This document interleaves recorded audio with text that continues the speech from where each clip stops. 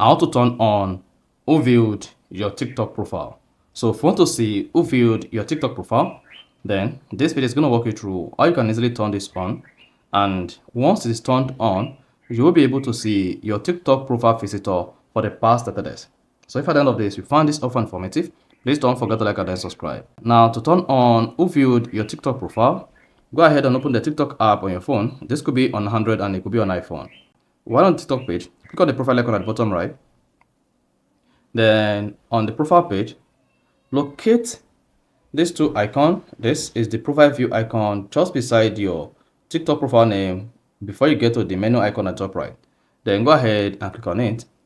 Then once you tap that, you see turn on profile view history.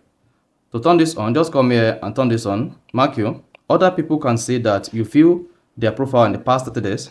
Only you can see who viewed your profile. Only viewer who turned on views and viewed your profile in the past 30 days will be shown. You can turn this off at any time. To turn this on, just tap turn on. Then hang on while your TikTok profile views is enabled. Then you'll be able to see who viewed your profiles in the past 30 days. So that is basically how to turn on profile views on TikTok. So if you found this offer informative, please don't forget to like and then subscribe.